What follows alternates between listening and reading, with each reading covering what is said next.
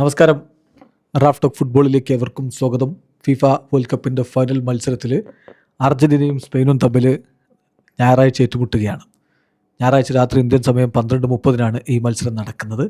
ഇതിന് മുന്നോടിയായിട്ടുള്ള അർജൻറ്റീന ക്യാമ്പിൽ ഇപ്പോൾ ട്രെയിനിങ് ആരംഭിച്ചിട്ടുണ്ട്. അതിൻ്റെ വിവരങ്ങളാണ് നമ്മൾ പങ്കുവെക്കുന്നത്. അർജൻറ്റീന മാധ്യമം TYC സ്പോർട്സ് നൽകുന്ന വിവരങ്ങളാണ്.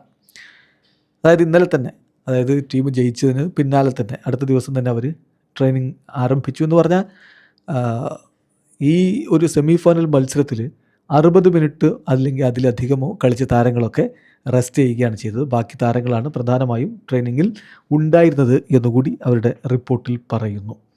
അതായത് ആദ്യത്തെ 15 മിനിറ്റ് സാധാരണഗതിയിൽ ട്രെയിനിങ് സെഷന് മാധ്യമങ്ങൾ അനുവദിക്കും. അപ്പോൾ ലഭിച്ചിട്ടുള്ള വിവരങ്ങളാണ് അവർ ഈ പങ്കുവെക്കുന്നത്. 60 മിനിറ്റിലധികം സെമി ഫൈനൽ മത്സരത്തിൽ കളിച്ച താരങ്ങൾക്ക് റെസ്റ്റ് കൊടുക്കുകയും അവർക്ക് വളരെ ചെറിയ ലൈറ്റ് ഫിസിക്കൽ റിക്കവറി എക്സസൈസുകൾ മാത്രമാണ് കൊടുത്തിട്ടുണ്ടായിരുന്നത്.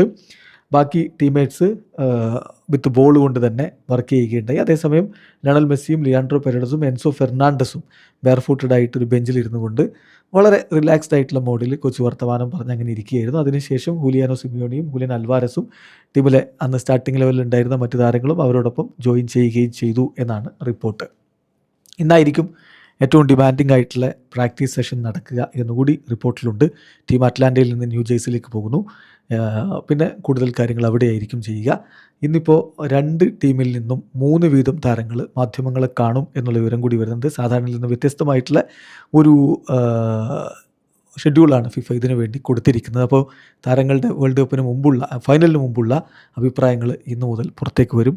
അപ്പോൾ ക്യാമ്പിലെ കാര്യങ്ങളിൽ നിന്ന് കൂടുതൽ വ്യക്തത നമുക്ക് ലഭിക്കുകയും ചെയ്യും. വീഡിയോ അവസാനിക്കുന്ന ഫുട്ബോൾ ലോകത്ത് കൂടുതൽ വിശേഷങ്ങളുമായി റാഫ് ടോക്സിൽ എത്താം.